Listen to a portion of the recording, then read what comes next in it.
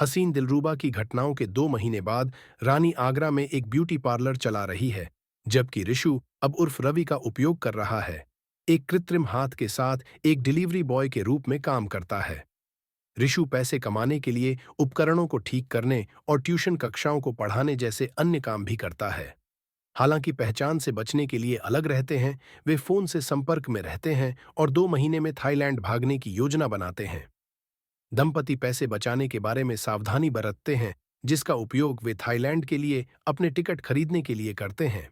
Agent का कहना है कि नकली पासपोर्ट की व्यवस्था करने में 2 महीने लगेंगे।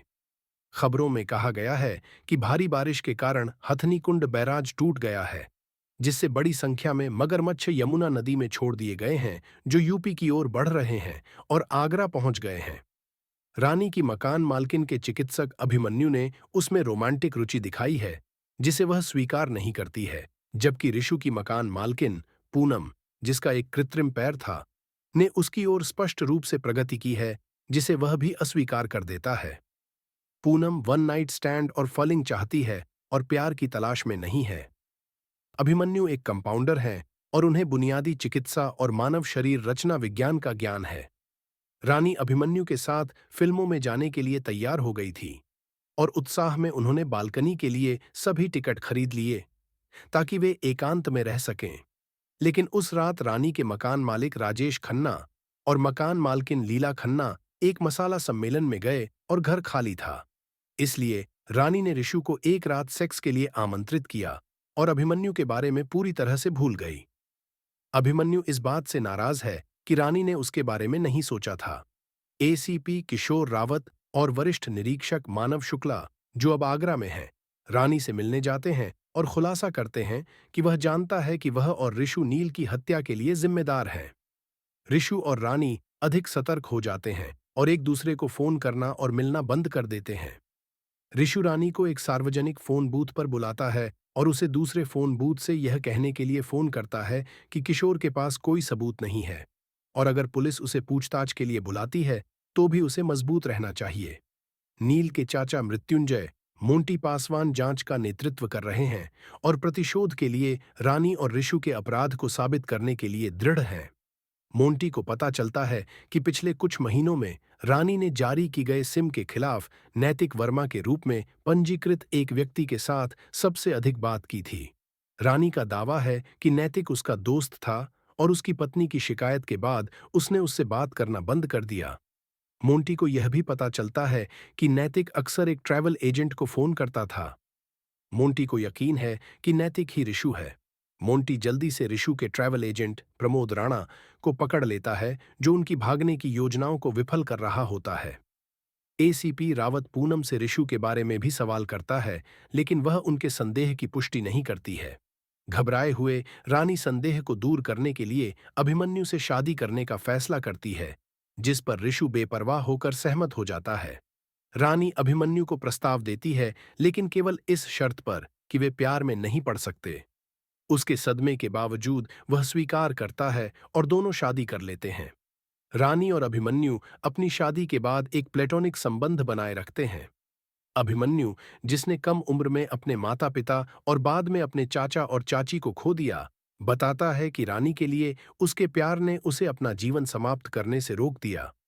अभिमन्यु और रानी अपना जीवन एक साथ जीते हैं और अभिमन्यु रानी के साथ शारीरिक रूप से घनिष्ठ होने का सपना देखता है। एक दिन रानी पूनम के घर को दूर से देखती है, अपने सामान्य स्थान से जो वह ऋषु के कमरे में देख सकती है, और देखती है कि पूनम ऋषु को चूमने की कोशिश कर रही है। रानी का दिल टूट जाता है और वह चली जाती है। ऋषु पूनम को पीछे धकेल देता है, लेकिन यह हिस्सा रानी को दिखाई नहीं देता है। ऋषु रानी के पीछे भागता है और वे एक कसाई की दुकान में मिलते हैं, जहां रानी ऋषु पर पूनम का नेतृत्व करने का आरोप लगाती है। ऋषु रानी को याद दिलाता है कि उसने उसके प्यार के लिए अपना हाथ कुर्बान कर दिया था और अपने जीवन का बलिदान करने में संकोच नहीं करेगा। उस रात एक शराबी रानी गलती से ऋषु के अस्तित्व को छिपाने के लिए उनकी शादी का उपयोग करने के बारे में सच्चाई का खुलासा करती है। रानी को खुश रखना चाहते हुए अभिमन्यु उन्हें भागने में मदद करने के लिए सहमत हो जाता है और ऋषु को अपने क्लिनिक में छिपा देता है। अभिमन्यु ऋषु को बताता है कि वह रानी की मदद कर रहा है क्योंकि उसे उम्मीद है कि एक दिन वह उसे ऋषु से ज्यादा प्यार करेगी। पूनम क्लिनिक में ऋषु का पीछा करती है, लेकिन ऋषु वादा करता है कि वह उसे दूर ले जाने के लिए उसके घर जाएगा। जब अभिमन्यु को पता चलता है तो वह प्रस्ताव देता है कि ऋषु पूनम के साथ जा सकता है और वह रानी को ले जाएगा। जब ऋषु प्रतिक्रिया करता है तो अभिमन्यु दावा करता है कि वह मजाक कर रहा था। अभिमन्यु को यह भी पता चलता है कि उसका सहयोगी लल्लन उसकी अनुपस्थिति में क्लिनिक में आया था और ऋषु ने उसके लिए दरवाजा खोल दिया। अभिमन्यु बाद में ऋषु के सामने कबूल करता है कि उसने अपने पिता को उसके व्यवसाय से धोखा देने का बदला लेने के लिए अपने चाचा और चाची और उनके 2 बच्चों की हत्या कर दी। भयभीत होकर ऋषु अभिमन्यु पर हमला करता है, जो उसे अंदर बंद कर देता है, लेकिन ऋषु अंततः भाग जाता है। रानी और ऋषु के भागने की योजना से एक रात पहले अभिमन्यु रानी के सामने अपनी मनोरोगी प्रवृत्ति का खुलासा करता है और उस पर हमला करता है। वह मदद के लिए पुलिस के पास भागती है और कहती है कि अभिमन्यु ने उसके सामने अपने चाचा, चाची और उनके 2 बच्चों की हत्या करने की बात कबूल कर ली है। रानी मोंटी के सामने स्वीकार करती है कि ऋषु जीवित है और अभिमन्यु से खतरे में है। कुछ ही समय बाद 2 जले हुए शवों के साथ एक जलती हुई वैन मिली, जिसकी पहचान पूनम और अभिमन्यु के रूप में हुई, जिससे रानी की गिरफ्तारी हुई। ऋषु को बाहर निकालने के लिए पुलिस हिरासत में रानी के साथ दुर्व्यवहार का प्रचार करती है, जो काम करता है। ऋषु एक वीडियो अपलोड करता है जो रानी को रेलवे पुल पर छोड़ने पर आत्मसमर्पण करने के लिए सहमत होता है, जिससे उन्हें एक साथ अंतिम क्षण की अनुमति मिलती है। मोंटी सहमत है। पुल पर पुलिस से घिरा हुआ ऋषु और रानी सुलह कर लेते हैं। हालांकि एक पुलिस अधिकारी आता है जो भेष बदलकर अभिमन्यु बताता है। अभिमन्यु रानी को धोखा देने के लिए मारने का प्रयास करता है। वह और ऋषु संघर्ष करते हैं, जिससे तीनों नीचे मगरमच्छ से प्रभावित नदी में गिर जाते हैं। कोई शव नहीं मिला है और उन्हें मृत माना जाता है। हालांकि मोंटी जांच जारी रखता है और 2 प्रमुख तथ्यों का पता लगाता है। अभिमन्यु के एक सहयोगी लल्लन, गौतम शनाथप्पा गड़ाबल्ली और पूनम उस दिन ऋषु से मिलने गए जिस दिन अभिमन्यु ने उसे छुपाया था, यह सुझाव देते हुए कि अभिमन्यु का शरीर वास्तव में लल्लन का हो सकता है। मोंटी का मानना है कि लल्लन वही था जो अभिमन्यु को सांप की आपूर्ति करता था, जिसने उसके चाचा के परिवार की हत्या कर दी थी और अब उसे ब्लैकमेल कर रहा था। जिस रात रानी ने आत्मसमर्पण किया, उस रात ऋषु रानी और अभिमन्यु के घर में घुस गया और रानी 2 घंटे बाद पुलिस स्टेशन के लिए रवाना हो गई। मोंटी ने निष्कर्ष निकाला कि पुल पर होने वाली घटनाओं का आयोजन किया गया था। फ्लैशबैक से पता चलता है कि ऋषु के अभिमन्यु के घर पहुंचने के बाद तीनों ने पुलिस से बचने के लिए एक साथ काम करने का फैसला किया। अभिमन्यु पूनम और लल्लन को मार देता है क्योंकि वे प्रमुख गवाह हैं। वह इसका उपयोग अपनी खुद की मौत को नकली बनाने के अवसर के रूप में भी करता है। इसके बाद उन्होंने भागने के लिए पुल पर आत्मसमर्पण करने की ऋषु की मांग का इस्तेमाल किया।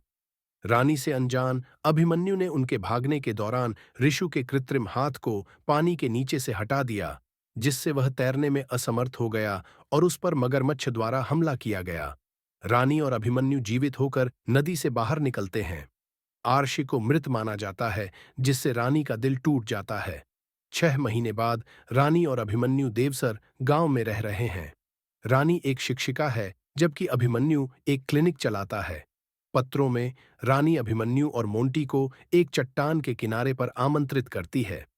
मोंटी को नवीनतम दिनेश पंडित उपन्यास दिया गया था, जिसमें ऋषु और अभिमन्यु द्वारा मगरमच्छों को पुल से लगभग 2 किलोमीटर दूर मांस खिलाकर रेलवे पुल से दूर लुभाने के लिए इस्तेमाल की गई योजना को रेखांकित किया गया था।